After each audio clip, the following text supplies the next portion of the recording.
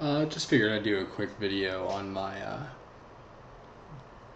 Z-Atty-G. It's a Zenesis GGTS native Genesis atomizer, and I don't know if it's worth doing a full review on, but it's the same heating element and post design as the Zenesis standard, Zen minis, and AYS, Zen titanium, titanium mini. All of his Zens and Z-Atty-Us are the same. It's just the connection or the size of the hybrid. But this particular setup is blowing some pretty impressive clouds right now, so I figured it was worth making a quick video. But some backwoods brew multi toffee.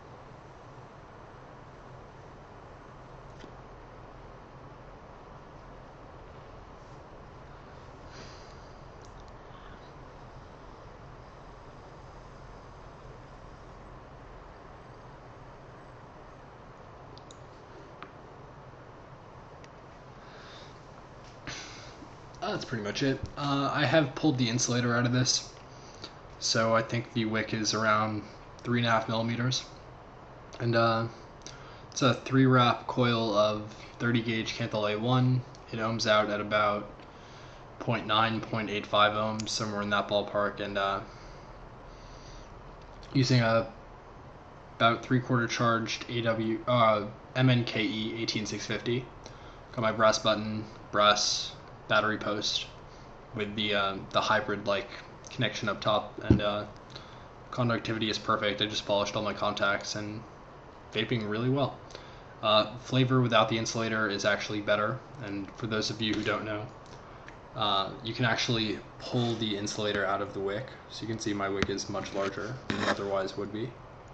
And if you just oxidize your mesh well enough, you don't need an insulated wick hole. And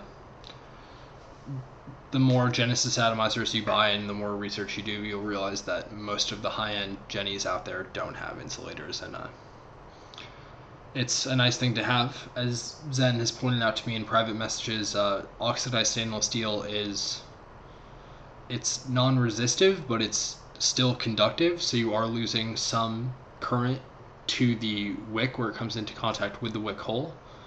But a thoroughly oxidized wick, you're not going to be able to tell the difference over an insulated versus an uninsulated wick, except for your uninsulated wick is going to be much thicker, so you have much more room to work with as far as making a fatter wick, as fatter as in a thin channel in the middle with a fatter wick to serve as a juicer reservoir, which works especially well for really thin pure PG juices, or a thin-walled wider wick with a much larger center channel, which I find works best for me overall, as it wicks the fastest, but especially for VG juices. And that's pretty much it.